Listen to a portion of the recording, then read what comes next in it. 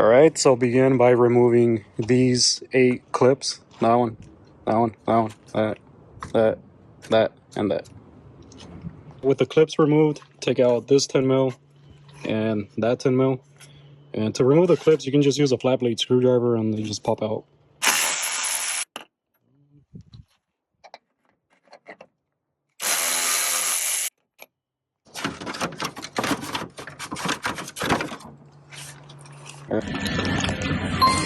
Thirsty for an edge at the tables?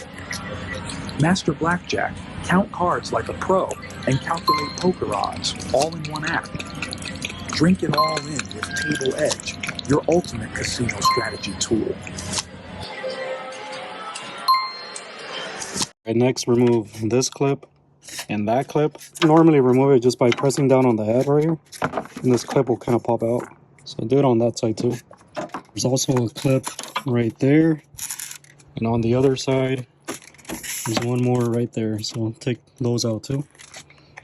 Alright, so with those clips removed, this will pop out. With that cover out of the way, you should have some room to move this bumper a little forward to remove this 8 mil right here. Just pull this forward and take that bolt out.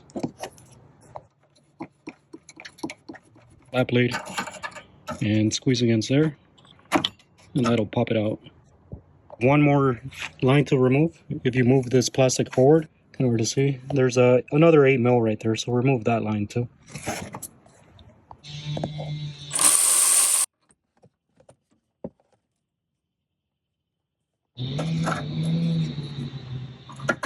So now remove this bracket. It's a 10 mil right there. This one should have another one on this side, but it looks like it's missing on this car. But you should have another one with a 10 mil, so take that side out too. That way you remove it kind of like how this one is already. And then this will lift right out of there.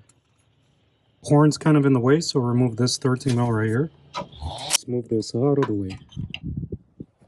With the horn bracket removed, this condenser should slide straight up out of here. There we go.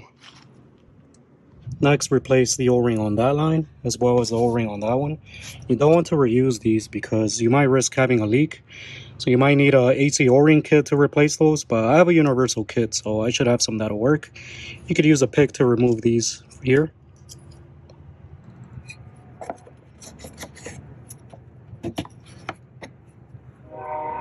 So on the old one, swap the grommet. There's that one and swap it over to the new one. Also the top one. Well, the new one should slip right on, and then put the line back on the lower one and tighten it down with the new O-rings replaced.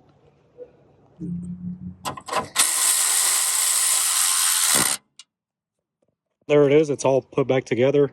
Once you're done, just put it under vacuum to make sure those seals were the right size. If it holds vacuum, then fill it back up, and that should pretty much be it.